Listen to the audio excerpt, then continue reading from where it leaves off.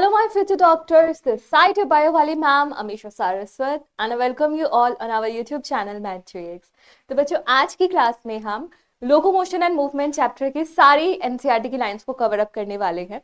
अगर आप पहली बार इस चैप्टर को पढ़ रहे हो तो मैं आपको सजेस्ट करूंगी आप चैनल की प्लेलिस्ट में जाके वन शॉट वाली वीडियोस देख सकते हो। वहां पे इस चैप्टर को बहुत अच्छे से डिटेल में और बहुत जल्दी से समराइज भी किया हुआ है।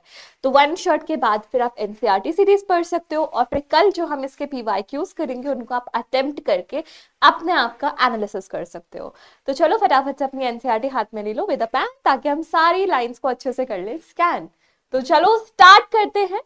जब आप इस चैप्टर की रीडिंग स्टार्ट करोगे तो यहाँ पर एक इंट्रोडक्टरी पैराग्राफ गिवन है। अब यहाँ एनसीईआरटी क्या बोल रही है उस बात को ध्यान से समझो। जैसे मैं तुम्हारे सामने ऐसे ऐसे कुछ कर रही हूँ, ये करा मैंने, ये करा या कुछ भी ऐसे किया, तो दिस इज मूवमेंट या लोकोमोशन। डिफरेंस क्लियर होना बहुत जरूरी है। ये सारे जो मैंने एक्ट से भी परफॉर्म किए दीज आर मूवमेंट। लेकिन अगर मैं ऐसा मूवमेंट करूँ जिससे मेरी पोजीशन चेंज हो रही है तो दैट इज अ लोकोमोशन। तो सारे वो मूवमेंट जिनकी वजह से पोजीशन में चेंज आए उसको हम नाम देते हैं लोकोमोशन। अगर मेरा हाथ मूव कर रहा है लेकिन मेरी जगह मूव नहीं कर रही है तो that is a movement. Second thing, locomotion and movement के लिए जो आप ऑर्गन यूज कर रहे हो वो डिफरेंट होने की बिल्कुल भी जरूरत नहीं है। आप पैरों का यूज करके ही एक जगह पे खड़े खड़े मूव कर सकते हो और आप पैरों का यूज करके ही आप लोकोमोट भी कर सकते हो। तो structures for locomotion and movement need not to be necessarily different. पहली बात तो आपको दिमाग में ये बैठना चाहिए। फिर जितने भी ऑर्गेनिज्म इस धरती पे रह रहे हैं सबके लोकोमोशन और मूवमेंट करने के जो तरीके हैं वो अलग अलग है। क्या बैक्टीरिया के पास हाथ पैर होता है? नहीं होता ना। बैक्टीरिया किसी और चीज से लोकोमोशन करता है, जो पैरामीशियम वो किसी और चीज से, अमीबा किसी और चीज से और इंसान किसी और चीज से। तो कौन किस मेथड से लोकोमोशन कर रहा है, मूवमेंट कर रहा है, ये डिपेंड करता है कि वो कैसे हैबिटेट में रह रहा है और सिचुएशन की क्या डिमांड है। तो ये सारी इंपॉर्टेंट चीजें आज के चैप्टर में हम कवर अप करने वाले हैं। तो सबसे पहले स्टार्ट करते हैं। यहां पर एक टर्म लिखा हुआ है बच्चों which is called as streaming of protoplasm. अब स्ट्रीमिंग ऑफ प्रोटोप्लाज्म को हम एक और नाम देते हैं, it is called as cyclosis. एक second, it is called as cyclosis. Amoeba के अंदर जो सूडोपोडिया बनता है कहीं ना कहीं उसके सेल में एक फ्लूइड मूवमेंट इंपॉर्टेंट है। तो जो फ्लूइड मूवमेंट होता है उसे कहते हैं स्ट्रीमिंग ऑफ प्रोटोप्लाज्म। तो इसका एग्जाम्पल क्या है? अमीबा। और अगर मैं मूवमेंट या लोकोमोशन की एग्जाम्पल की बात करूं तो आपका सीलिया है, आपका फ्लैजिला है, आपके टेंटिकल्स हैं। अलग अलग ऑर्गेनिजम्स इसका यूज करके लोकोमोशन भी करते हैं, मूवमेंट भी करते हैं। अगर मैं इंसानों की बात करूं तो हमारे लिम्स का मूवमेंट, हमारे जॉस का मूवमेंट, आइलिड्स का मूवमेंट, टंग का मूवमेंट, ये सारे मूवमेंट्स हैं। कुछ मूवमेंट्स ऐसे होते हैं जिनसे हमारी पोजीशन चेंज हो जाती है, उसे हम नाम देते हैं लोकोमोशन। अब लोकोमोशन का एग्जाम्पल हो तो walking, running, climbing, flying, swimming, ये सारे लोकोमोशंस हैं। फिर वो वाली लाइन जो मैंने तुम लोगों से कही थी अभी, क्या बोला था मैंने? ध्यान देना। Locomotory structures need not to be different from those affecting other types of movement. आपके लोकोमोशन के लिए जो स्ट्रक्चर्स है वो मूवमेंट के लिए भी सेम स्ट्रक्चर्स हो सकते हैं, उनका डिफरेंट होना कोई जरूरी नहीं है। इस फ्रेम के लिए एनसीईआरटी ने एक एग्जाम्पल फ्रेम किया है, जैसे कि पैरामीशियम में सीलिया। सीलिया से ही वो मूवमेंट कर लेता है, सीलिया से ही वो अपना फूड भी ग्रास्प कर लेता है। अगर हाइड्रा की बात करूं तो हाइड्रा के टेंटिकल से वो लोकोमोशन भी कर लेता है, हाइड्रा के टेंटिकल से ही वो प्रे का कैप्चर भी कर लेता है। आपको मुझे कमेंट सेक्शन में बताना है कि हाइड्रा की टेंटिकल्स में और हाइड्रा की बॉडी में कौन से सेल्स होते हैं जो बेसिकली हाइड्रा को डिफेंस प्रोवाइड करते हैं।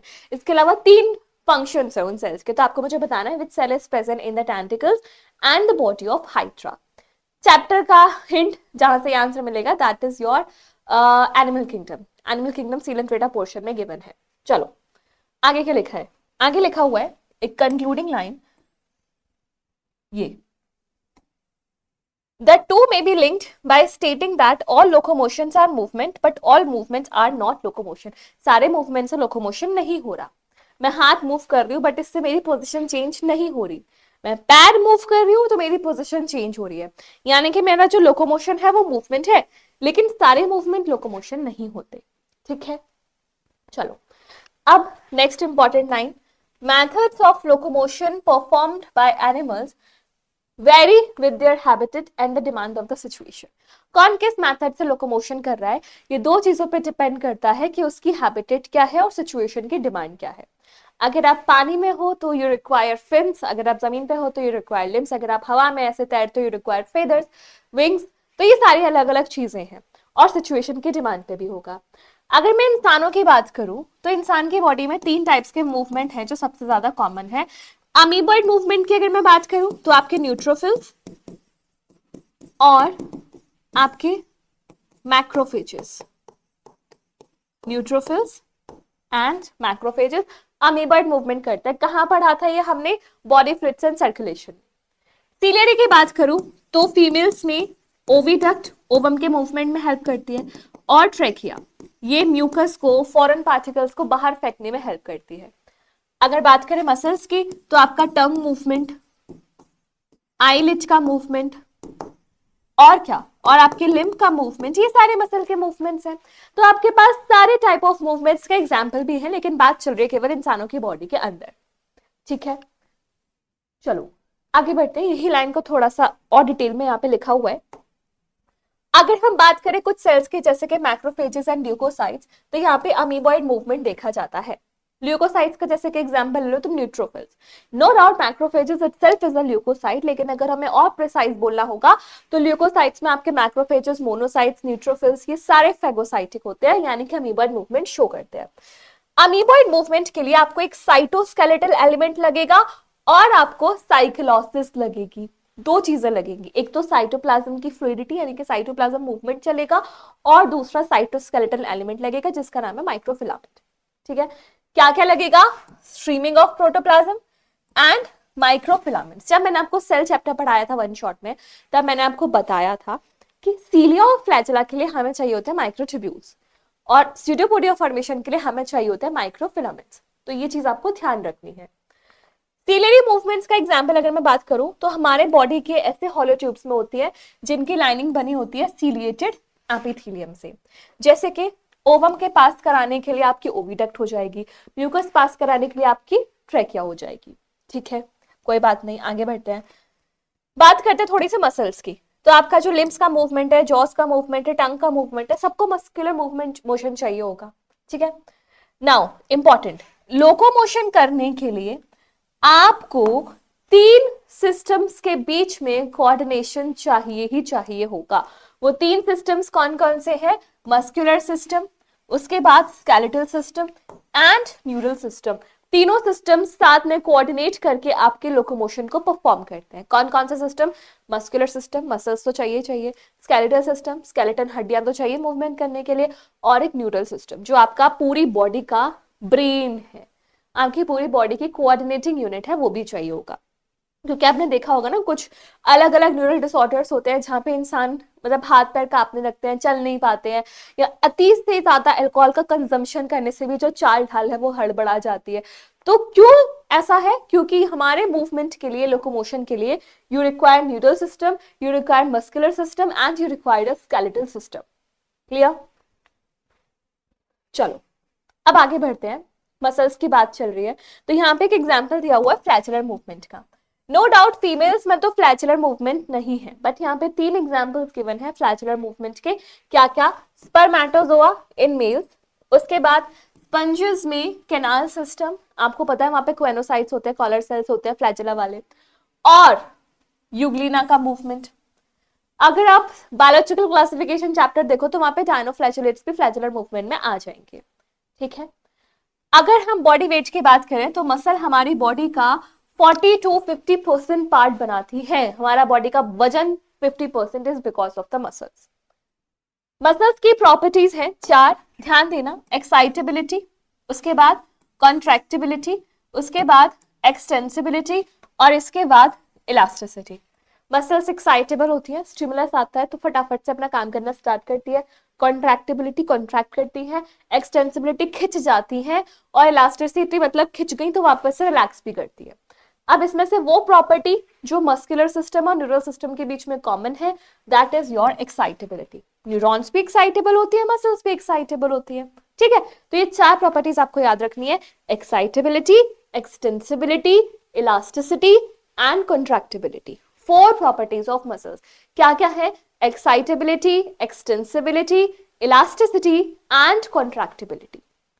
चलो, अब मसल्स को अलग अलग चीजों के बेसिस पे क्लासिफाई किया गया है, जैसे उनकी लोकेशन के बेसिस पे, उनकी अपीयरेंस के बेसिस पे और उनके रेगुलेशन के नेचर के बेसिस पे। अगर हम लोकेशन की ही बात करें, यानी कि बॉडी में कहां कहां मौजूद है, तो आपके पास 3 टाइप्स की मसल हो जाती हैं, skeletal muscles, visceral muscle and cardiac muscle. Skeletal muscle as the name indicate, skeletal system यानी कि हड्डियों से अटैच्ड होंगी, विसरल सिस्टम यानी कि बॉडी ऑर्गन से अटैच्ड होंगी, और कार्डिक मसल्स कहाँ होंगी? हमारे हार्ट में मौजूद होंगी। तो यही यहाँ पे एनसीईआरटी बोल रही है, जैसे स्केलेटल मसल्स और यहाँ पे आपकी विसरल मसल्स। तो स्केलेटल सिस्टम के बारे में क्या क्या बोला हुआ है एनसीईआरटी ने कि ये स्केलेटल कंपोनेंट्स के साथ एसोसिएटेड रहती है। जब आप माइक्रोस्कोप में देखोगे तो इनमें स्ट्रिप दिखाई देती है, इसलिए इनको स्ट्राइएटेड मसल भी कहा जाता है। अब आप रिवीजन कर रहे हो तो आपको पता होना चाहिए स्ट्रिप्स क्यों दिखती हैं। It is because of alternate arrangement of myofibrils, है ना, तो इसलिए इसको स्ट्राइएटेड मसल बोलते हैं। और रेगुलेशन की बात करूं तो ये हमारे नर्वस सिस्टम के वॉलेंट्री कंट्रोल में होती है। विसरल मसल की बात करें तो हमारे सारे ऑर्गन्स के साथ एसोसिएटेड है एक्सेप्ट आवर हार्ट। फिर ये कोई स्ट्राइएशंस इनमें नहीं होती है, इसलिए इनको नॉन स्ट्राइएटेड कहा जाता है, और ये हमारे नर्वस सिस्टम के वॉलेंट्री कंट्रोल में नहीं होती, यानी कि दीज आर इनवॉलेंट्री। अगर बात करें हम कार्डिक मसल्स की, तो कार्डिक मसल्स ब्रांच्ड होती हैं, स्ट्राइएटेड भी होती है, लेकिन ये अपने वॉलेंट्री कंट्रोल में नहीं होती, यानी कि ये भी होती है involuntary, but location is different, that is present in heart. यही वो चीज है जो इनको उससे अलग करती है स्मूथ मसल से। बाकी अपीयरेंस के बेसिस पर भी अलग तो है। कॉमन चीज क्या है? Involuntary nature. नाउ अब अगर हम बात करें आगे का जो सारा डिस्कशन है, that is about the skeletal muscle. Skeletal muscle का स्ट्रक्चर आपको देखना है। तो मसल के अंदर छोटे छोटे मसल बंडल्स होते हैं, जिनको हम बोलते हैं फेसिकल्स। नीट पीवाईक्यू आया हुआ है जहां पे फेसिकल और फेशिया को लेके कंफ्यूजन जनरेटेड है, तो आपको ध्यान रखना है फेसिकल अलग चीज है, फेशिया अलग चीज है। फेसिकल क्या है? मसल्स के बंडल, और उन मसल बंडल्स में छोटे छोटे मसल सेल्स होंगे, और इनको सराउंड करने के लिए कोलेजन से बनी कनेक्टिव टिश्यू की लेयर होती है, जिसको हम नाम देते हैं फेशिया। तो fascia is collagen rich connective tissue surrounding the muscle bundles and fascicle is the muscle bundle. ये बात है सिंपल, ठीक है। अब मसल बंडल के अंदर क्या होते हैं? मसल फाइबर, जिनको हम मसल सेल भी बोलते हैं। जैसे आपको यहाँ पे डायग्राम गिवन है, ये पूरा पार्ट एक मसल का है। आपको यहाँ पे छोटे छोटे मसल बंडल्स दिख रहे होंगे, इनको हम नाम देते हैं मसल बंडल या फिर फेसिकल। इनको सराउंड करने वाली लेयर फेसिया। मसल बंडल के अंदर मसल फाइबर्स हैं, जिनको आप मसल सेल बोलते हो। अब अगर मैं मसल सेल बनाऊं, क्योंकि हम स्ट्राइडेड मसल के बारे में पढ़ रहे हैं, तो यहाँ पर इसकी जो सेल मेम्ब्रेन होगी उसको आप नाम दोगे सार्कोलीमा। यहाँ पे गिवन है सार्कोलीमा।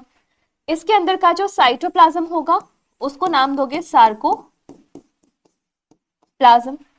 इसके अंदर जो एंडोप्लाज्मिक रेटिकुलम होगा उसको आप नाम दोगे sarcoplasmic reticulum. Means while dealing with the muscles you have to use the prefix sarco, ठीक है, अगर आप उसके सेलुलर स्ट्रक्चर की बात कर रहे हो तो ये है आपके मसल फाइबर का स्ट्रक्चर स्केलेटल मसल का। मूविंग ऑन, एक बार यही चीज को लिख लेते हैं, समझ लेते हैं। प्लाज्मा मेम्ब्रेन का नाम क्या है? सार्कोलीमा। उसके बाद जो फ्लूइड है that is sarcoplasm. Muscle fibre is syncytium. Syncytium का मतलब होता है मल्टी न्यूक्लिएटेड, मल्टीपल न्यूक्लियस होते हैं इसमें, contains many nuclei. Endoplasmic reticulum का नाम क्या है? Sarcoplasmic reticulum. और इसमें कौन कौन सी आयंस होती है? Calcium ions. तो स्टोर हाउस है आपकी कैल्शियम आयंस का। A characteristic feature is the presence of parallelly arranged filaments called as myofilament या फिर मायोफिब्रिल। मायो प्रीफिक्स है मसल्स के लिए, तो मायोफिलामेंट या फिर मायोफिब्रिल्स का पैरेलल अरेंजमेंट होता है।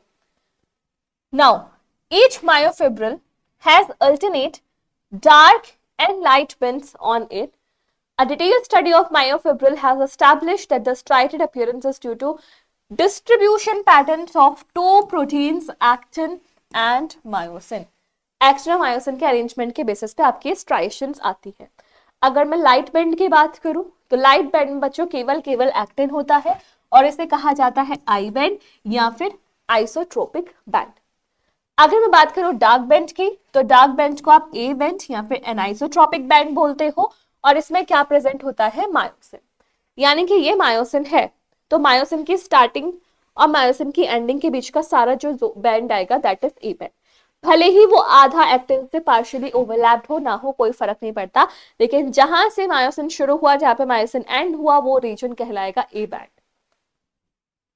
Now both the proteins parallel to each other होते हैं, ठीक है। एक्टिन को हम थिन फिलामेंट बोलते हैं, और जो वो है मायोसिन है उसको हम थिक फिलामेंट बोलते हैं।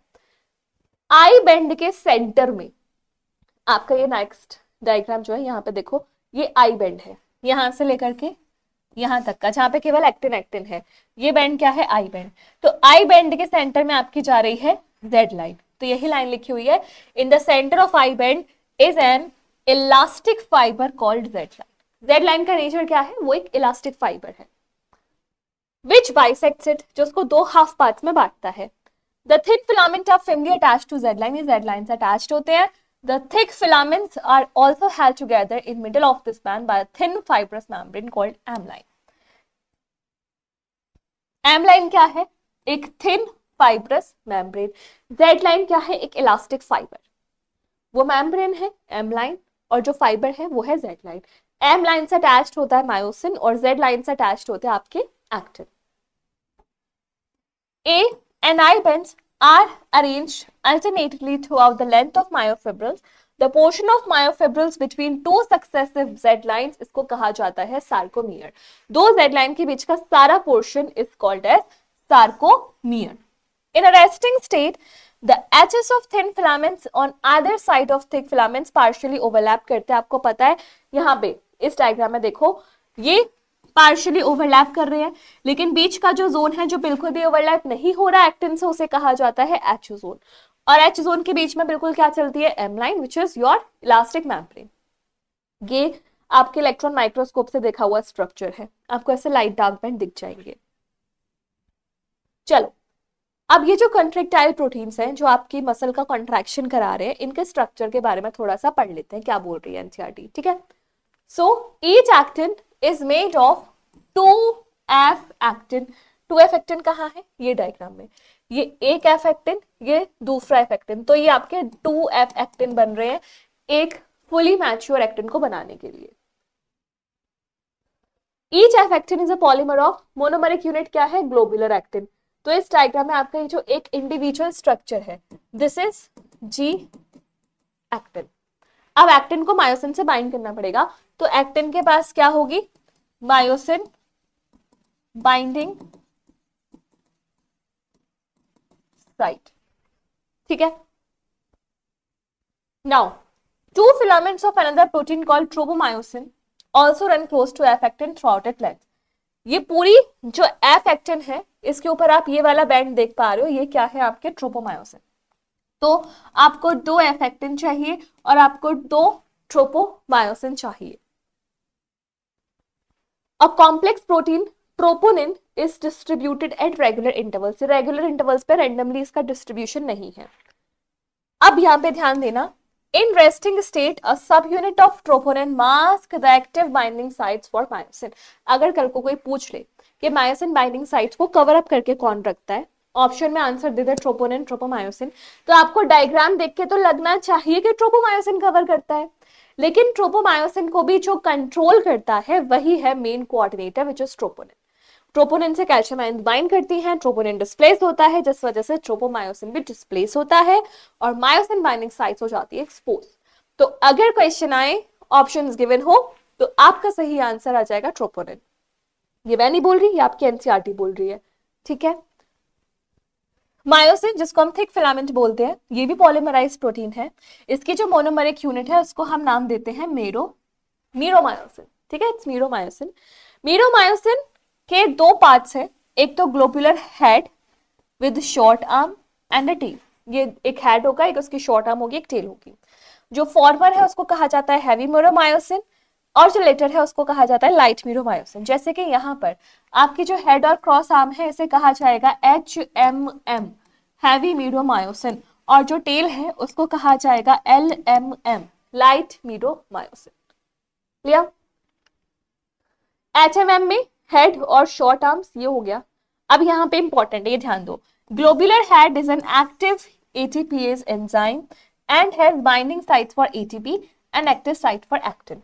आपका जो यहाँ पे ग्लोबुलर हेड है, यहाँ पे दो चीजों से बाइंड करने की साइट्स है। एक तो ATP बाइंडिंग साइट, जिसके पास ATPase एक्टिविटी होगी, जो ATP का हाइड्रोलिसिस कराएगा, और दूसरा एक्टिन बाइंडिंग साइट। ठीक है, चलो अब बात करते हैं मैकेनिज्म ऑफ मसल कॉन्ट्रैक्शन। जिस मसल के बारे में आप पढ़ रहे हो वो एक्चुअली में कॉन्ट्रैक्ट कैसे करती है। Means we are going to study about sliding filament theory. ठीक है, क्या बोला जा रहा है, ध्यान दो। Muscle contraction is initiated by a signal sent by central nervous system by motor neuron. Effector तक जो सिग्नल ले जाने का काम है वो तो मोटर न्यूरॉन करती है। A motor neuron along with the muscle fibers connected to it constitutes a motor unit। अगर ये एक मोटर न्यूरॉन है तो ये जितने भी मसल फाइबर्स को सिग्नल दे दिया वो सब मिला के एक मोटर यूनिट हो जाएगी। लेकिन ये जब एक मसल फाइबर के साथ साइनेप्स बना रही है तो एक मसल फाइबर के साथ जो इसका साइनेप्स है उसे आप कहोगे न्यूरोमस्कुलर जंक्शन या फिर motor end plate. Neural signals क्या रिलीज करते हैं यहाँ पे, एसिटाइल कोलिन, और एसिटाइल कोलिन यहाँ पे काम करता है एक्साइटेटरी न्यूरोट्रांसमीटर की तरह। हार्ट के केस में ये क्या हो जाता है, पैरासिम्पैथेटिक न्यूरॉन से निकला है तो ये वो हो जाता है, इनहिबिटरी हो जाता है। which generates action potential in sarcolemma. This spread muscle fiber and causes the release of calcium ion। जैसे सिग्नल अंदर जाएगा तो सार्कोप्लाज्मिक रेटिकुलम से कैल्शियम निकल जाएंगे, क्योंकि कॉन्ट्रैक्शन चाहिए तो एक्टिन मायोसिन को पास आना है, यानी कि उनकी बाइंडिंग साइट्स एक्सपोज होनी है। एक्सपोज कराना है तो ट्रोपोनिन हटाना पड़ेगा, ट्रोपोनिन हटाना है तो कैल्शियम को लाना पड़ेगा। तो यही कहानी है। तो आपकी सबसे पहले कैल्शियम आयंस रिलीज हो जाएंगी। Increase in calcium levels leads to binding of calcium with troponin on actin filament and thus remove the masking active sites for myosin। तो इस वजह से क्या हो जाता है, आगे पढ़ेंगे। Using the energy from ATP hydrolysis, the myosin head now binds to exposed active sites of actin to form the cross bridge। देखो, आपका सबसे पहले ATP बाइंड की, उस टाइम पे कुछ नहीं हो रहा। जैसे ही ATP जो बाइंडेड है उसकी हाइड्रोलिसिस होगी तो एनर्जी निकलेगी। ओ एनर्जी निकली और क्या बन गया, ADP और फॉस्फेट। अब इनके बीच में बन गया cross bridge. Cross bridge means दोनों अटैच्ड हो गए। आगे जाके क्या होगा, ये दोनों रिलीज हो जाएंगे और ये जाएगा रोटेट करेगा। इसे कहा जाता है पावर स्ट्रोक। और अगर ये दो Z लाइंस हैं तो इनको पुल किया जाता है टुवर्ड्स M लाइन। ये एक्टिन, ये मायोसिन, तो ये ऐसे करके इसको ऐसे पुल करता है टुवर्ड्स M लाइन। तो ये वाली जो स्टेज है इसे कहा जाता है पावर स्ट्रोक। ठीक, this pulls attached actin filaments toward the center of A band. The Z lines attached to these are pulled inwards, thereby causing the shortening of sarcomere। Simple सी बात है, अगर मैं मायोसिन हूं, मैं दोनों तरफ से एक्टिन को पुल कर रही हूं, मैं एक्टिन को ऐसे बीच में से पुल कर रही हूं, तो एक तो Z लाइंस पास आनी है, Z लाइन पास आनी है, सार्कोमियर छोटा होना है। सार्कोमियर छोटा तो होगा ही होगा, लेकिन अब मेरा जो वो वाला पोर्शन था जो ओवरलैप्ड नहीं था एक्टिन से, वो भी छोटा हो जाएगा, क्योंकि अगर आप एक्टिन को बीच में खींच रहे हो तो more overlapping by actin will be there. ठीक है, The Z lines ये सब पास में आ गई। It is clear from the above steps that during shortening of muscle, that is contraction, I bend get reduced। ये आपको खुद से लिखना पड़ेगा। देखो, during contraction क्या क्या चीजें होती है, ध्यान देना। आई बेंड रिड्यूस हो जाएगा, सार्कोमियर लेंथ रिड्यूस हो जाएगी, उसके बाद ए बैंड कांस्टेंट रहेगा, एच जोन रिड्यूस हो जाएगा। ये सारी चीजें हो जाएंगी जब मसल का कॉन्ट्रैक्शन होगा। ठीक है, तो यही लिखा है कि आई बैंड्स रिड्यूस हो जाएंगे, लेकिन ए बैंड्स में कोई चेंज नहीं आएगा, रिटेन करेगा अपनी लेंथ को। Myosin releasing ATP and Pi goes back to its relaxed state. New ATP bind करेगी, क्रॉस ब्रिज बनेगा, वही साइकिल आपकी रिपीट होती चली जाएगी। तो यहाँ पे आपके लिए फिलहाल सबसे इंपॉर्टेंट बात ये है, ये बॉक्स आपको याद करना है। ठीक है, इस डायग्राम में क्या दिखा है, यहाँ पे अलग अलग कॉन्ट्रैक्शन की एक तरीके से वो है, फ्रीक्वेंसी है कि सबसे ज्यादा कॉन्ट्रैक्शन में क्या होगा, कम कॉन्ट्रैक्शन में क्या होगा, तो यहाँ पे आपको दिखा हुआ है ये वाला मैक्सिमम कॉन्ट्रैक्शन, ये कॉन्ट्रैक्ट कर रही है, ये रिलैक्स कर रही है। तो जैसे कॉन्ट्रैक्शन हो रहा है तो आपको दिख रहा है आई बैंड छोटा हो रहा है, एच जोन भी छोटा हो रहा है, और जब मैक्सिमम कॉन्ट्रैक्शन है तो सबकी वैल्यू 0 ही हो रही है एक तरीके से। ठीक है, चलो आगे बढ़ते हैं। The process continues till calcium ions are pump back to sarcoplasmic system. Sarcoplasmic reticulum की नाम दिया हुआ है, तो ये कंट्रैक्शन का प्रोसेस तब तक चलेगा जब तक आप कैल्शियम को उठा के वापस से सार्कोप्लाज्मिक रेटिकुलम में नहीं डाल देते। जैसे ये हो जाएगा तो एक्टिन साइट्स मास्क हो जाएंगे क्योंकि ट्रोपोनिन वापस अपनी पोजीशन पे आ जाएगा, जेड लाइंस अपनी ओरिजिनल पोजीशन पे चली जाएंगी। इसे कहा जाता है relaxation. Repeated activation can lead to accumulation of lactic acid due to anaerobic breakdown of glycogen in man causing fatigue. अब आप कभी बहुत ज्यादा एक्सरसाइज कर लेते हो, बहुत ज्यादा डांस कर लेते हो, तो आपके मसल्स में दुखन होने लगती है। क्यों है ऐसा, क्यों थक जाते हैं? क्योंकि वहां पे लैक्टिक एसिड का फॉर्मेशन हो जाता है जो रिपीटेड एक्टिवेशन की वजह से हो रहा है। और ऐसा क्यों हो रहा है? क्योंकि मसल्स को ऑक्सीजन की डिफिशियंसी हो रही है। ठीक है, अब मसल के पास एक रेड कलर का ऑक्सीजन स्टोरिंग पिगमेंट होता है जिसको हम बोलते हैं मायोग्लोबिन। अगर आप it is basically similar to haemoglobin, but ये एक ऑक्सीजन के साथ बाइंड करता है और हीमोग्लोबिन 4 ऑक्सीजन के साथ बाइंड करता है। हीमोग्लोबिन का जो ऑक्सीजन डिसोसिएशन कर्व है वो सिग्मोइड होता है, लेकिन मायोग्लोबिन का जो ऑक्सीजन डिसोसिएशन कर्व है ये होता है हाइपर बोला। कैसा होता है? हाइपर बोला। Clear? Such muscles are called red fibres. क्या है? जिन जिन मसल्स में मायोग्लोबिन का कंटेंट हाई होगा वो रेड फाइबर्स होंगे, क्योंकि देख लेंगे रेड लगेंगी। These muscles have plenty of mitochondria ताकि aerobic respiration कर सके, जिससे large amount of oxygen stored in them for the ATP production। इसलिए इनको आप एरोबिक मसल्स भी बोलते हो। दूसरी तरफ जो दूसरी मसल्स है जिनमें बहुत कम क्वांटिटी होती है मायोग्लोबिन की, उनको कहा जाता है व्हाइट फाइबर्स। यहाँ पर माइटोकॉन्ड्रिया का नंबर भी कम होगा और सार्कोप्लाज्मिक रेटिकुलम यहाँ पे ज्यादा होता है, और अगर इनको एनर्जी चाहिए तो ये एनारोबिक रेस्पिरेशन परफॉर्म करती है। ठीक है, तो ये आपका यहाँ पे डिफरेंस है, और इसके साथ आपका मसल वाला पार्ट इस चैप्टर का खत्म हो गया। अब आप मूव कर रहे हो next part of this chapter which is your skeletal system. अब स्केलेटल सिस्टम सुनते दिमाग में आता है कि skeletal system means bones, but ऐसा नहीं है। स्केलेटल सिस्टम में आपकी बोन्स भी आती हैं और कार्टिलेजेस भी आते हैं, दोनों चीजें आती हैं। सिस्टम कहाँ, आगे देखते हैं। अब दूसरी इंपॉर्टेंट चीज, bones and cartilage are specialised connective tissue. आपने structural organisation in animals chapter पढ़ा था, वहां पे कनेक्टिव टिश्यूज पढ़े थे। कनेक्टिव टिश्यू में कैटेगरी होती है स्पेशलाइज्ड कनेक्टिव टिश्यू, जिसमें आपका ब्लड, आपकी बोन्स, आपकी कार्टिलेज, ये तीनों चीजें आती है। तो यहीं पे यहाँ पे बोला गया है बोन एंड कार्टिलेज भी स्पेशलाइज्ड कनेक्टिव टिश्यू होते हैं। नाउ जो बोन है उसका मैट्रिक्स हार्ड होता है क्योंकि यहाँ पे कैल्शियम सॉल्ट्स होते हैं, और जो कार्टिलेज है उसका मैट्रिक्स प्लायबल यानी कि फ्लेक्सिबल सॉफ्ट होता है क्योंकि यहाँ पे कॉन्ड्रॉइटिन सॉल्ट होता है। इंसानों की बात करूं तो हमारे पास 206 हड्डियां होती हैं और कुछ कार्टिलेज होते हैं। कार्टिलेज के टाइप्स अगर मैं तुम्हें बताऊं, 3 टाइप्स है अपने, elastic cartilage, hyaline cartilage, reticular cartilage. ठीक है, now the entire skeletal system is divided into 2 categories. एक तो जो हमारी बॉडी के एक्सिस में प्रेजेंट होती है और एक जो बॉडी एक्सिस से बाहर होती है। तो along the body axis we have axial skeleton और बॉडी एक्सिस से बाहर वी हैव अपेंडिकुलर स्केलेटन। तो आपके हाथ, पैर, गर्डल्स अपेंडिकुलर स्केलेटन का पार्ट है। आपका स्कल, वर्टिब्रल कॉलम, जो रिब केज है, that is a part of axial skeleton. ठीक है, तो एक्सियल स्केलेटन की सबसे पहले हम बात करते हैं। इसमें कितनी हड्डियां होती है? 80, distributed along the main axis of the body. The skull, vertebral column, sternum, ribs constitute the axial skeleton. क्या क्या आती है इसमें? skull, vertebral column, sternum and ribs, ये सारे पार्ट्स आते हैं हमारे axial skeleton में। स्कल की अगर मैं बात करूँ तो स्कल में 2 सेट्स ऑफ बोन्स होती हैं। तो वो जो हमारे ब्रेन को सराउंड करती है उनको बोलते हैं क्रेनियल बोन्स, और एक वो जो हमारे फेस को बनाती है, these are called as facial bones. ठीक है, तो आपकी यहाँ पे सारी बोन्स बनी हुई है स्कल की। Frontal bone, parietal bone, temporal bone, occipital condyles, ये सारी जो बोन्स है वो आपकी है क्रेनियल बोन्स। उसके अलावा ये आगे की ये सारी बोन्स यहाँ तक ये आपकी है आपकी फेशियल बोन्स। ठीक है, इतना डिटेल में नहीं है बट मैंने आपको पूरा बाइफर्केशन के साथ पढ़ाया हुआ है आपके वन शॉट लेक्चर में, तो आप वहां से देख सकते हो, आपको प्रॉपर नाम मिल जाएगा कौन सी बोन किस पार्ट की होती है और उनका नंबर कितना होता है।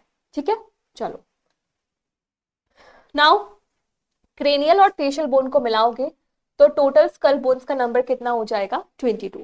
क्रेनियल बोन्स 8 है और 14 है आपकी फेशियल बोन्स, लिखा हुआ है ये रहा। अब एक सिंगल यू शेप्ड बोन होती है विच इज हायोइड, जो बक्कल कैविटी के बेस में होती है, और hyoid bone is the only bone जो किसी दूसरी बोन से आर्टिकुलेट नहीं करती। आर्टिकुलेशन मतलब होता है अटैचमेंट, तो किसी दूसरी बोन से अटैच नहीं होती है। काम क्या है इसका? Attachment of tongue muscles, tongue muscles का अटैचमेंट कराती है हमारी हायोइड बोन। इसके बाद हमारी दूसरी जो मिडिल ईयर में प्रेजेंट होती है 3 बोन्स, मेलियस, इनकस, स्टेपिस, जिनको हम बोलते हैं ईयर ऑसिकल्स, तो इनका नंबर कितना हो जाएगा 6। Skull region articulates with superior region of vertebral column with the help of 2 occipital condyles. देखो आपका ये स्कल है, नीचे है वर्टिब्रल कॉलम, तो यहाँ से अटैचमेंट के लिए यहाँ पे 2 ऐसे स्ट्रक्चर्स निकले होते हैं ऑसिपिटल बोन से, जिनको हम बोलते हैं ऑसिपिटल कॉन्डाइल्स। अब क्योंकि हमारे पास 2 ऑसिपिटल कॉन्डाइल्स है, इसलिए हमारा जो स्कल है वो है dicondylic skull, because we have 2 occipital condyles. तो यही यहाँ पे गिवन है आपके, ये 2 ऑसिपिटल कॉन्डाइल से अटैच्ड होता है, इसलिए आपका स्कल कैसा है? डाइकोन्डाइलिक। वर्टिब्रल कॉलम की बात करें तो यहाँ पे 26 सीरियली अरेंज्ड वर्टिब्रे होते हैं जो कि डॉर्सली प्लेस्ड होते हैं, स्कल के बेस से अटैच स्टार्ट होती है और आपके पूरे धड़ का मेन पार्ट बनाती है, ट्रंक का मेन पार्ट बनाती है। Each vertebrae has a central hollow portion जिसको हम बोलते हैं न्यूरल कैनाल, जहां से स्पाइनल कॉर्ड पास करती है। ठीक है, first vertebrae is the Atlas, articulates with occipital condyles.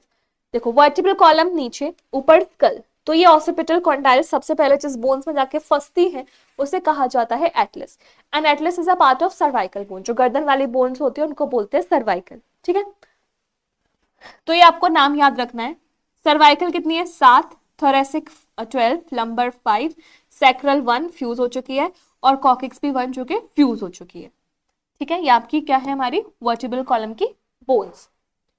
The number of cervical vertebrae are 7 in almost all mammals. सब में नहीं, लेकिन majority of mammals में इनका नंबर होता है 7, including human beings. Vertebral column protects the spinal cord, supports the head, and serve as the point of attachment for the ribs and musculature of the back. Back की muscles हो या फिर ribs का attachment हो या फिर school को protection देना हो या मूवमेंट, मतलब एक तरीके से फ्रेमवर्क देना हो, तो आपका ये काम आएगा वर्टिब्रल कॉलम। ये यहाँ पे आपको दिख रहा होगा, ये आपकी सर्वाइकल वर्टिब्रे नेक रीजन में, उसके बाद थोरेसिक वर्टिब्रे, उसके बाद आपकी लंबर वर्टिब्रे, फिर सैक्रम और फिर कॉकिक्स जिसको हम टेल बोन बोलते हैं, और ये रिड्यूस भी हो चुकी है। तो ये जो 2 बोन्स है इनका नंबर रिड्यूस हो चुका है। ठीक है, पहले ये 5 और ये 4 होती थी, अब ये फ्यूज होके एक रह गई है। हर वर्टिब्रे के बीच में एक इंटर वर्टिब्रल डिस्क होती है जो कि इसको एक कार्टिलेजनस जॉइंट बनाती है वर्टिब्रे के बीच में। लिमिटेड मूवमेंट अलाउड है। ठीक है, sternum is a flat bone on ventral midline of thorax. Thorax के वेंट्रल मिडलाइन में आपकी स्टर्नम है और थॉरिक्स के पीछे क्या है? हमारी vertebral column. Sternum is 1 in number, vertebral column is 26 in number. Next 12 pair of ribs की बात कर लेते हैं। अब जो रिब है वो भी एक फ्लैट बोन है, स्टर्नम भी फ्लैट बोन है और आपकी रिब भी फ्लैट बोन है, और ये है आपका थोरेसिक कैविटी। इस थोरेसिक कैविटी के बिल्कुल अंदर बीचों बीच यहाँ पे मौजूद होंगे आपके लंग्स। ठीक है, ये लंग्स याद है आपको? लंग्स की 2 लेयर होती थी, कुछ याद है? ऐसे प्लूरा होते थे, 2 प्लूरा, एक प्लूरा तो लंग के साथ अटैच्ड होता था और एक प्लूरा थोरेसिक कैविटी के साथ अटैच्ड होता था, और नीचे यहां पे मौजूद होता था क्या? डायफ्राम। ठीक है, इस तरीके से प्रेजेंट होती है सारी चीजें थोरेसिक कैविटी के अंदर। Now each rib is a flat bone जो डॉर्सली किससे कनेक्टेड है, वर्टिब्रल कॉलम से, वेंट्रली टू द स्टर्नम। लेकिन ऐसा नहीं है, केवल ट्रू रिब्स होती हैं जो वेंट्रली स्टर्नम से कनेक्टेड रहती है। इनका नंबर कितना होता है, 1 to 7। फॉल्स रिब्स क्या होती है, ये कनेक्ट होती है वेंट्रली विथ सेवेंथ रिब। आप देख सकते हो, अब मैं इसको थोड़ा सा हटा देती हूँ, ये वाली रिब 1 2 3 4 5 7, ये वाला पार्ट देखो, ये भी इससे कनेक्टेड है, ये भी इससे कनेक्टेड है, ये भी इससे कनेक्टेड है। एक सेकंड, 11 12 11 10 9 8, ये वाली तीन, ये तीन सेवेंथ रिब से कनेक्टेड है, तो इनको बोला जाता है वर्टिब्रो कॉन्ट्रल रिब, इनको बोला जाता है वर्टिब्रो स्टर्नल रिब्स। और लास्ट की जो दो रिब्स है फ्लोटिंग रिब्स कहा जाता है, क्योंकि आगे किसी से कनेक्टेड ही नहीं है, फ्लोट कर रही है। लेकिन सारी रिब्स डॉर्सली वर्टिब्रल कॉलम से तो पक्का पक्का कनेक्टेड होंगी होंगी। तो यही यहाँ पे दो लाइंस, सारी लाइंस लिखी हुई है, आप इनको पढ़ लेना। Now thoracic vertebrae, ribs and sternum together forms the rib cage, ये सारा आपका रिब केज बनाता है। अब आपकी बात करते हैं पेंडिकुलर स्केलेटन की बोन्स की। तो पेंडिकुलर स्केलेटन में आपकी दो चीजें आती हैं, एक तो गर्डल्स और दूसरा लिम्स। लिम्स मतलब हाथ पैर और गर्डल्स मतलब जहां से वो अटैच्ड है, ठीक है। Each limb is made up of 30 bone. हाथ की बात करो, पैर की बात करो, एक पूरा हाथ या एक पूरा पैर 30 बोन से बना है, तो 30 यहाँ 30 यहाँ 30 नीचे दोनों तरफ 30 30, तो ये हो गया आपकी 120। और बाकी जो बची 6 वो आपकी गर्डल बोन्स है। नाउ अगर हम बात करें सबसे पहले 4 लिम्ब की बोन्स के, तो यहाँ पे आपको नाम दिखाई दे रहा है humerus, radius, ulna, carpal, metacarpal. Humerus, फिर थंब की तरफ रेडियस, लास्ट वाली फिंगर की तरफ अल्ना, फिर यहाँ पे कार्पल्स, फिर पाम में मेटाकार्पल्स और फिर ये phalanges. Humerus, radius, ulna, carpals, metacarpals, phalanges, ठीक है, ये बोन्स हैं आपकी। पाम बोन्स यानी कि मेटाकार्पल्स 5 है, फैलेंजेस 14 है। फीमर अगर बात करें, पैरों के बोन की बात करें, तो femur is the thigh bone, longest bone है हमारी बॉडी की और हैवीएस्ट भी है, स्ट्रॉन्गेस्ट भी है। टिबिया, फिब्यूला पैरों की बोन हो जाती है, नीचे वाले पैर की, काफ रीजन की। फिर टार्सल्स, एंकल बोन, मेटाटार्सल्स और फैलेंजेस, सोल बोन्स को मेटाटार्सल्स बोलते हैं, ठीक है। अब a cup shaped patella covers the knee ventrally. Ventral position पे होता है पटेला, जो कहते हैं ना पैरों का, घुटनों का ढक्कन, ढक्कन जो है वो पटेला होता है। गर्डल्स की बात करें तो pectoral girdle is for four limb and pelvic girdle is for hind limb. These helps in articulation. Articulation मतलब bone to bone attachment. Articulation of upper and lower limbs respectively with the axial skeleton. अगर कोई ऐसा structure है जो axial skeleton को appendicular skeleton से connect कर रहा है, तो that is your girdles. Each girdle is formed by 2 halves, each half of pectoral girdle. Pectoral girdle में क्या है, क्लैविकल, जिसको आप कॉलर बोन बोलते हो, ब्यूटी बोन भी कहा जाता है, और एक स्कैपुला। जब लड़के जिम वगैरह करते हैं तो पीछे एक वी शेप की बोन दिखाई देती है ना, उसको कहा जाता है स्कैपुला। और यहाँ पर ये जो ऐसे कर्व्ड वाली बोन जा रही है, उसको कहा जाता है clavicle. So clavicle and scapula together makes the part of pectoral girdle. Next, scapula is a large triangular flat bone situated in the dorsal part of the thorax. Location क्या है इसकी, सेकेंड एंड सेवेंथ रिब के बीच में। यहां पर आपका जो सेकेंड रिब है और जो सेवेंथ रिब है, इसके बीच में होगा फ्लैट ट्राइंगुलर शेप का, लेकिन dorsal in position. Clear? Dorsal flat triangular, उसका हाँ, dorsal flat triangular body of scapula has slightly elevated ridge called the spine, which projects as a flat expanded process called acromion. ये आप इसे पीछे से देख रहे हो, यहाँ पे पीछे से एक उभार आता है और यहाँ पे एक रिज बन जाती है, जिसे बोलते हैं acromion process. This is basically a ridge, और ये जो इसका पार्ट है इसको कहा जाता है एक्रोमियन प्रोसेस। एक्रोमियन प्रोसेस से आपकी अटैच्ड होती है ऐसे क्लैविकल, जो आगे से स्टर्नम से अटैच हो जाती है, ठीक है। The clavicle articulates with this, below acromion is a depression, ये जो डिप्रेशन बन रहा है इसे बोलते हैं ग्लेनोइड कैविटी, जहां पे आपके यूमरस का हेड आर्टिकुलेट करता है, ठीक है। और यहाँ पे जो जॉइंट बनता है वो 360 डिग्री मूवमेंट अलाउ करता है, उसे बोलते हैं ball and socket joint. Pelvic girdle की बात करें तो यहाँ पे 2 कॉक्सल बोन्स होती हैं। Each coxal bone is form by the fusion of 3 bones, तो ये एक कॉक्सल बोन है, ऐसे ही एक और कॉक्सियल बोन होगी, इसलिए हम बोलते हैं पैल्विक गर्डल में 2 बोन्स होती है। ये एक कॉक्सियल बोन 3 बोन्स के फ्यूजन से बनी है, ilium, ischium, pubis. At the point of fusion of our bones is a cavity called acetabulum to which the thigh bone articulates. इनके अटैचमेंट रीजन पे जो कैविटी बनती है उसे कहा जाता है एसिटाबुलम, और एसिटाबुलम से थाई बोन अटैच हो जाती है। The two halves of pelvic girdle meet ventrally to form the pubic symphysis containing fibrous cartilage. आगे की तरफ यहाँ पे pubic symphysis होता है जो कि fibrous cartilage होता है, जहां पे दोनों कॉक्सियल बोन्स अटैच होती है वेंट्रली। ठीक है, अब ज्वाइंट से बढ़ने से पहले आपको एक बार सारी बोन्स का नाम और नंबर पता होना चाहिए अपने पूरे स्केलेटल सिस्टम में। ठीक है, तो सबसे पहले मैं बात कर लेती हूँ एक्सियल स्केलेटन की। ठीक है, एक्सियल स्केलेटन में सबसे पहले बात करते हैं स्कल। तो स्कल का टोटल नंबर कितना था? 22। लेकिन स्कल में आपकी पहले बात करेंगे क्रेनियल बोन्स, फिर फेशियल बोन्स, इसके अलावा 2 और टाइप की बोन है जिनको स्कल में इंक्लूड कर लेते हैं। एक है आपकी हायोइड बोन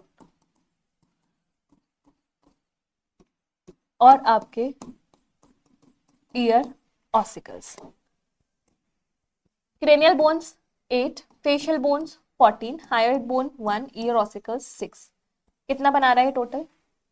14, 15, 16, 17, 18, 19, 20, 21, 22, 23, 24, 25, 26, 27, 28, 29, 29 बना रही है। वैसे अगर कोई पूछे तो आपके 22 स्कल बोन्स है। ठीक है, ऑप्शन के हिसाब से खेलना है, मैंने वन शॉट में भी बताया था। अब इसके बाद नेक्स्ट बोन क्या आती है? नेक्स्ट बोन अगर मैं बात करूं रिब केज की, रिब केज में आपका आता है स्टर्नम, रिब केज में आती है आपकी रिब्स, रिब केज में आपकी आती है वर्टिब्रे। ठीक है, नाउ स्टर्नम का नंबर 1, रिब्स का नंबर 12 पेयर यानी कि 24, और वर्टिब्रे का नंबर आपको याद रखने के लिए ये याद रखना पड़ेगा C7, T12, L5, S1, CO1। ये आपका वर्टिब्रल फॉर्मूला है। कितना? 12, 13, 14, 15, 16, 17, 18, 19, 20, 21, 22, 23, 24, 25, 26, 26 ये हो गई, ये 26 हो गई। तो अब ये कितना हो गया? 25 से 25 50, 50 ये हो गई, 29 ये हो गई। और भी कुछ रहती है? 6, 7, 6, 7, 8, 9, 10, 1, 51। ठीक है, 51 आपकी हो गई। तो जब आप इन दोनों को ऐड करोगे 29 और 51, जब आप ऐड करोगे तो कितना आ जाएगा? 80 बोन्स। और 80 बोन्स आपकी किसकी होती है? एक्सियल स्केलेटन की। समझ में आया? तो ऐसे आपकी 80 बोन्स प्रेजेंट होती है आपके एक्सियल स्केलेटन में। This is very important. ठीक है, चलो अब इसके बाद अगर मैं नेक्स्ट बात करूं अपेंडिकुलर वाले की, अपेंडिकुलर स्केलेटन, तो अब ध्यान देना, सबसे पहले 1/4 लिम्ब। ठीक है, 1/4 लिम्ब की बात करें, इसका 2 से मल्टीप्लाई हो जाएगा। तो यहाँ पे क्या क्या होती है?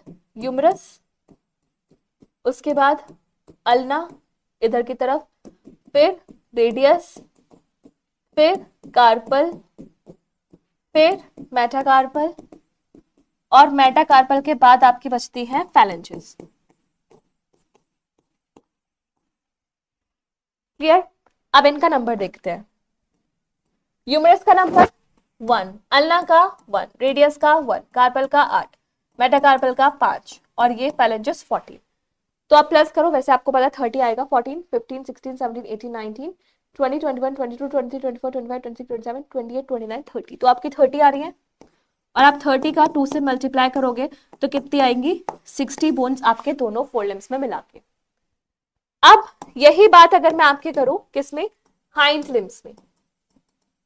हाइंड लिम्ब, इनमें भी आपको 2 का मल्टीप्लाई करना पड़ेगा क्योंकि 2 पैर हैं। तो यहाँ पे जो बोन्स है उनका नाम क्या क्या है? सबसे पहले क्या होंगे? फीमर, टिबिया, फिब्यूला, पटेला, टार्सल, मेटाटार्सल, पैलेंजस। ये आपकी पैरों की बोन्स आ गई। अब इनके आपको नंबर पता होना चाहिए। Femur, thigh bone 1, tibia 1, fibula 1, पटेला 1, टार्सल 7। होना चाहिए था कार्पेल के अकॉर्डिंग 8, लेकिन यहाँ पे एक कम हो जाता है, तो सोच लो एक एडिशनली आपका पटेला आ जाता है। मेटाटार्सल 5, पैरेंजियस 14। जब आप इनका प्लस करोगे तो ये आएगा 30, और इसको 2 से मल्टीप्लाई करोगे तो आपका बन जाएगा 60। ठीक है, तो टोटल करके आपकी 120 बोन्स आ गई। अब बाकी 120 बोन्स के अलावा बोन्स कहां से आएंगे? गर्डल से। तो थर्ड हो गया आपका पेक्टोरल गर्डल। पेक्टोरल गर्डल के क्या पार्ट्स है? ये भी आपके 2 है, इसको तो हटा देते हैं। सबसे पहले क्या आएगा? स्कैपुला और क्लैविकल। क्लैविकल क्या है? आपकी कॉलर बोन। उसके बाद अगर मैं फोर्थ बात करूं, पेल्विक गर्डल, तो पेल्विक गर्डल का कंपोजिशन क्या है? Coxal bone. 2 कॉक्सियल बोन्स होती है यहाँ पे, कॉक्सियल बोन। और कॉक्सियल बोन कितने बोन्स के फ्यूजन से बनी है? Fusion of ilium, ischium, pubis, इन तीनों बोन्स के फ्यूजन से बनी हुई है। अब इनका नंबर लिखो। स्कैपुला 2, क्लैविकल 2, कॉक्सियल बोन्स 2, तो 2 + 2 + 2 6, यानी कि total 60 forelimbs, 60 hind limbs, 4 pectoral girdle, 2 pelvic girdle. तो आपका कितना बन जाएगा? ये 126 बोन्स। 126 + 80 करोगे 206 बोन्स आ जाएंगी।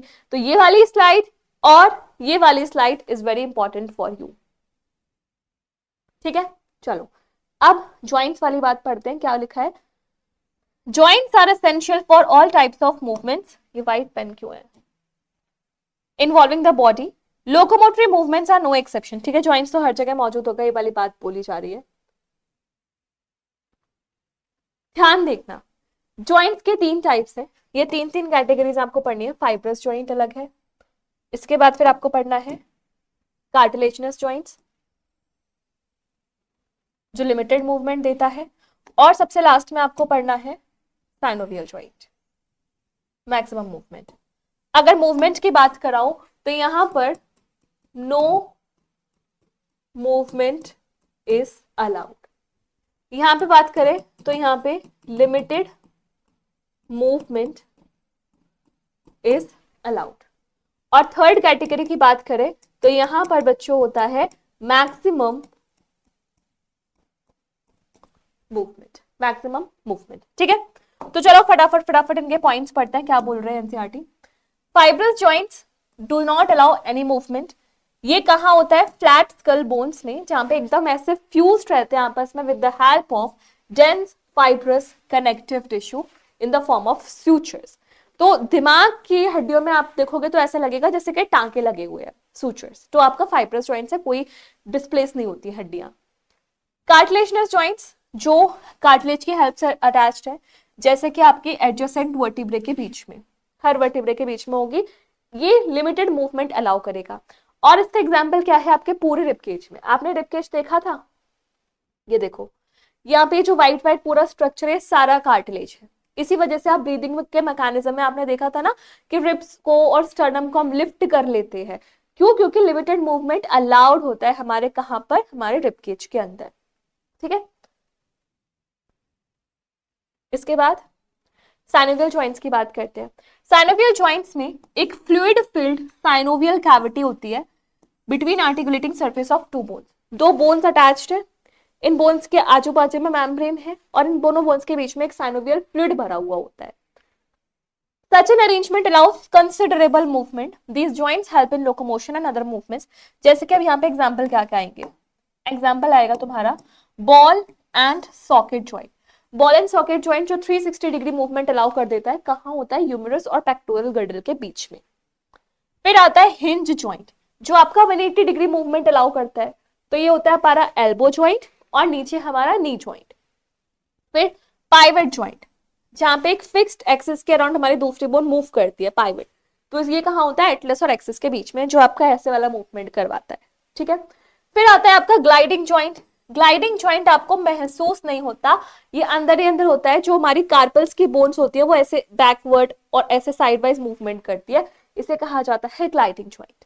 फिर सैडल ज्वाइंट। सैडल ज्वाइंट का होता है कार्पल मेटाकार्पल ऑफ थंब, जिसकी वजह से आप अपने थंब को ऐसे फेस कर सकते हो टुवर्ड्स अदर फिंगर्स, तो ये सैडल ज्वाइंट है, ठीक है। अब बात कर लेते हैं कुछ डिसऑर्डर्स की। डिसऑर्डर्स में से क्वेश्चन पूछा जाता है, और इसके कुछ डिसऑर्डर्स को तो एंडोक्राइन सिस्टम से भी इंटरकनेक्ट किया जाता है। सबसे पहला डिसऑर्डर माइस्थेनिया ग्रेविस। याद रखना, ये एक ऑटो इम्यून डिसऑर्डर है। ऑटो इम्यून डिसऑर्डर्स क्या होते हैं? जहां पे हमारी बॉडी का इम्यून सिस्टम हमारी ही बॉडी के पार्ट्स को फौरन समझ के उसके खिलाफ काम करना स्टार्ट कर देता है। यहां पर जिस चीज को अफेक्ट किया जाता है वो है हमारे एसिटाइल कोलिन रिसेप्टर्स, तो उनको डैमेज किया जाता है ताकि एसिटाइल कोलिन बाइंड ना कर पाए, काम ना कर पाए। सिम्टम्स क्या होते हैं? It affects neuromuscular junction leading to fatigue, weakness, paralysis of skeletal muscle. Muscular dystrophy. Dystrophy है, डिस्ट्रोफिन जीन आपके दिमाग में आ जाना चाहिए, जो कि लार्जेस्ट जीन है हमारी बॉडी का। तो ये एक जेनेटिक डिसऑर्डर है जहां पे प्रोग्रेसिव डिजेनरेशन होता है स्केलेटल मसल का। जेनेटिक डिसऑर्डर है, डिस्ट्रोफिन जीन इफेक्ट होता है और प्रोग्रेसिव डिजेनरेशन होता है स्केलेटल मसल्स का। टिटनी इज रैपिड स्पाज्म, यानी कि वाइल्ड कॉन्ट्रैक्शन होता है। क्यों? क्योंकि हमारे बॉडी फ्लूइड्स में कैल्शियम आयंस का अमाउंट कम हो जाता है। आर्थराइटिस, इन्फ्लामेशन, जब भी किसी बीमारी के पीछे आइटिस लग जाए तो समझ जाओ वो इन्फ्लामेशन है। ऑस्टियोपोरोसिस, ऑस्टियो मतलब बोन्स, पोरोसिस मतलब होल्स। तो पहली बात, ये एक एज रिलेटेड डिसऑर्डर है जहां पे हमारा बोन मास कम हो जाता है, पोर्स हो जाते हैं, तो फ्रैक्चर के चांसेस तो बढ़ नहीं जा रहे हैं। किस में ज्यादा होता है? ये फीमेल्स में, जब ईस्ट्रोजन का लेवल डिक्रीज हो जाता है।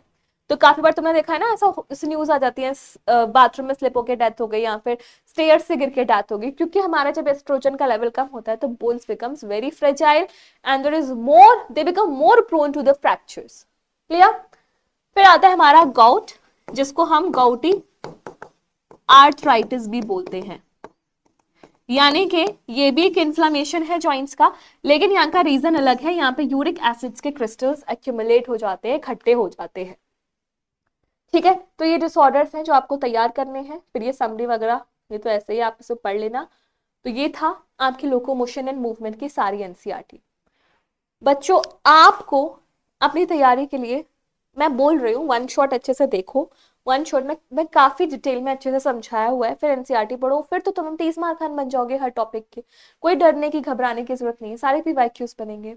तो आज की क्लास में इतना ही। एनसीईआरटी को एक बार अपने लेवल पे फिर से खुद पढ़ के देखना। मिनिमम आप एटलीस्ट, अगर आपके पास टाइम नहीं है तो एटलीस्ट मैं चाहती हूँ आप 2 बार रीडिंग तो जरूर जरूर दो, ठीक है।